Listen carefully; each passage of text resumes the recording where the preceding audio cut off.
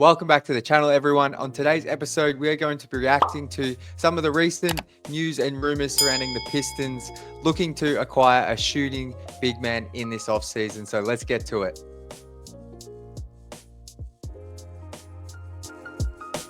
So first of all, before we get into the news, I want to highlight that most of the information you're about to see is from Jake Fischer and Mark Stein over at the Stein Line. Jake recently released an article in the past couple of days, and there was a lot of stuff on the Pistons. We're going to cover some of it here, but I've sourced it on the images you'll see here, and you can also find the article in the description below. Really worthwhile subscribing to the Stein Line. Plenty of good insider stuff, especially during the off season and trade season. So let's get to it though. As you can see here, this is from my Instagram post over at Pistons Jack, but we'll expand on the information you see here. But the first piece of information I want to go through is the Pistons' interest in acquiring Santi Aldama, who is currently a restricted free agent or is about to be a restricted free agent with the Memphis Grizzlies.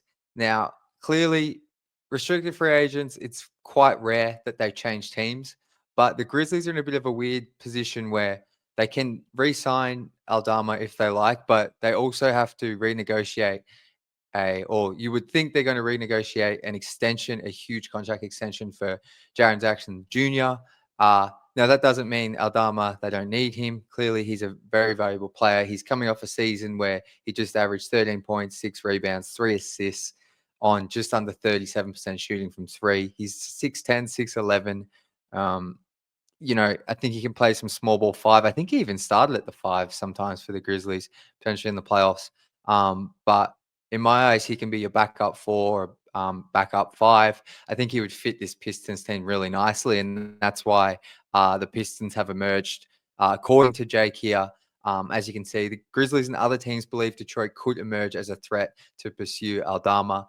Jake also did note that it's likely with many restricted free agents that they go back to their team, but it's interesting. The Pistons clearly are out to get a big man that can shoot. It seems to be at the top of their list. Now, that doesn't mean they're all centers and five men. They can be four men as well. But they want a guy to go alongside Tobias Harris, at least, probably a bit taller, that can stretch the floor and give them space for the likes of Asar Thompson, Ron Holland, Cade even, Jaden Ivey. They want to open up the floor for those guys. And as good as Isaiah Stewart and Jalen Duran at their respective roles, none of them, particularly JD, have shown they can shoot the ball from deep. And it feels like Stu, I want to see him get his three ball back a part of his game, but feels like the coaching staff at the moment, this could change, but they value him a lot more as a post-up threat, a role man, which, Stu kind of, his finishing really improved this season. So it's going to be interesting. I think Aldama, although he's a restricted free agent, I think of the names that you've seen linked to the Pistons in Naz Reid, Myles Turner, and Aldama, I think if I had to pick one that was most realistic, I do think it is Aldama, even though he's restricted. I could just see a world where the Pistons are able to, I don't know, I think the Grizzlies can pull off a sign and trade. I could just see it happening. I could see it happening. The Myles Turner situation that was noted in the article that the Pistons are still very interested or a potential suitor, but I haven't made it as much of an emphasis because, as you'll see here, Shams recently, I think it was before game 2 yesterday in the finals, he said that the Pacers are preparing to go into the tax. They're preparing to offer Turner a long-term deal of around 30 million or more. So obviously the Pistons could make the room. They could make something happen to a trade to try and get Turner, but I felt like the whole time Turner was never really realistic for the Pistons. Not because the Pistons couldn't put an offer together or Turner hates the Pistons, or it's more so just I don't see why the Pacers, who have just had back-to-back conference finals appearance and now their first finals appearance in 25 years, would trade their starting center, who is pretty key to everything they do at both ends. So I think Shams, whilst he didn't say the deal's been agreed upon, it feels like not long after the finals, as soon as free agency opens, that will be signed and sealed. And Myles Turner, I feel pretty confident in saying will not be a Detroit Piston. So that kind of boils it down to Aldama and Reed as the two popular stretch big options that the Pistons have been linked to. Um, Another player that has come up is Larry Markkinen, but there's still been that no report from anyone who I at least consider a real insider, um, that Markkinen to the Pistons is a thing. I think it's going to take a lot. Like, obviously, Markkinen would fit perfectly offensively, shooting big man.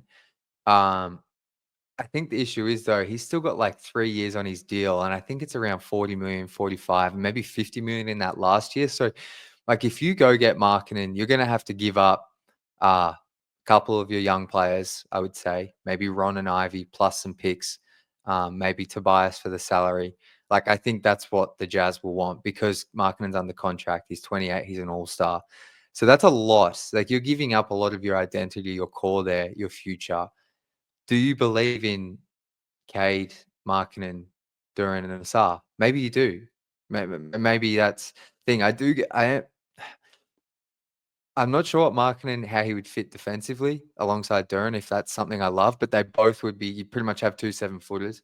But look, I'm not going to go too much into that because there still hasn't been any real legitimate reporting that the Pistons are heavily involved in discussions or that kind of thing. So that's not to say they won't happen in the coming weeks, but I'm not going to talk about it too much more in depth here until we get some real reports. So the last thing I wanted to touch on here was this little nugget from Jake Fischer's article with the Stein Line. I don't think this will be big news to anyone, but as you can see here, Tim Hardaway Jr. ranks behind Schroeder and Beasley as the most likely to return. So that was a source piece of information that Jake noted. So I would assume he's got some ties to the team, whether it's some sort of agent or someone inside the front office. So not the biggest surprise. I think the first thing that came to mind for me was that if Tim Hardaway Jr., if the Pistons are unable to retain him, my mind went straight to Lindy Waters. Is that the THJ replacement? Now, I don't think Waters would start. I don't think Tim Hardaway Jr. would start on the team next year. I think he did for so long because you had Asar out for so long, and then pretty much when Asar got back to being able to play close to starters minutes, Ivy went out. So um, and I was a big fan of THJ.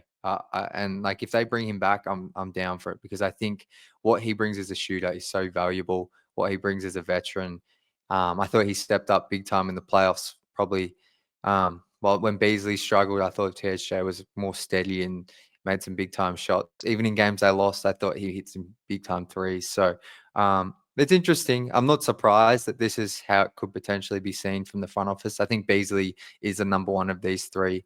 I know he struggled in the playoffs, but like I said last week, I don't think that should be something that, um, I don't think Beasley's going to get like 4 years, 80 million. I think he's looking at the mid level, and I think what he's shown in the regular season on and off the court is definitely worth that 13 to 40 million per year. So this isn't too much of a surprise. Let me know though in the comments your thoughts on who the Pistons should bring back of these veterans.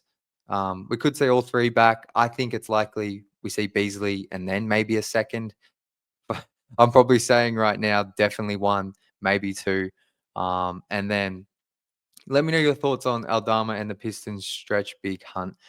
Clearly, there's some more talented players than Aldama that would fit that role that we've discussed. But I just, right now, with the information we have, it's tough to see any of these like Nas Reed or um, Myles Turner or Larry Markkinen on the Pistons. But we'll see what happens. But let me know your thoughts on all of that.